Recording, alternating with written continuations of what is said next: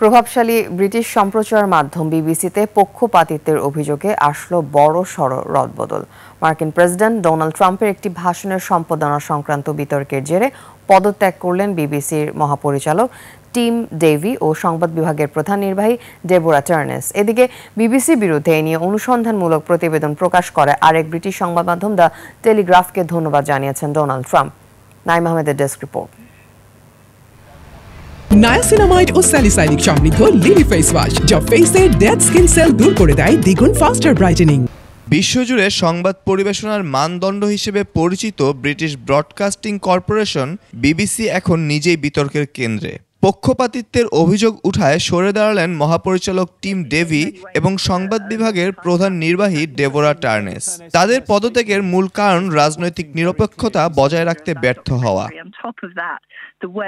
বিতর্কের সূত্রপাত মূলত ডোনাল্ড ট্রাম্পের ভাষণের সম্পাদনা ঘিরে। 2021 সালের 6 জানুয়ারি ক্যাপিটল হিলে দাঙ্গার আগে দেয়া ট্রাম্পের বক্তব্যকে বিবিসির প্যানোরামা অনুষ্ঠান বিকৃতভাবে উপস্থাপন করে।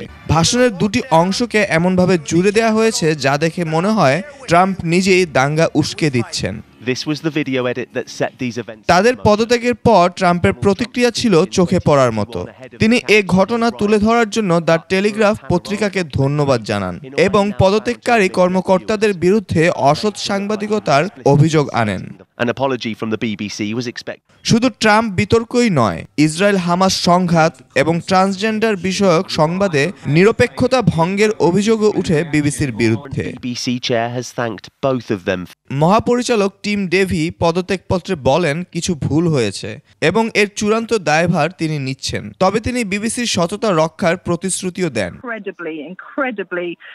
শীর্ষ দুই কর্মকর্তার পদত্যাগের ঘটনা বিবিসির মতো একটি বিশ্বখ্যাত সংবাদ মাধ্যমের বিশ্বাসযোগ্যতা নিয়ে বড় প্রশ্ন তুলেছে। তবে প্রতিষ্ঠানটি জানিয়েছে ভবিষ্যতে সম্পাদকীয় মানদণ্ড কঠোরভাবে বজায় রাখার জন্য তারা এ বিষয়ে অভ্যন্তরীণ তদন্ত চালাবে।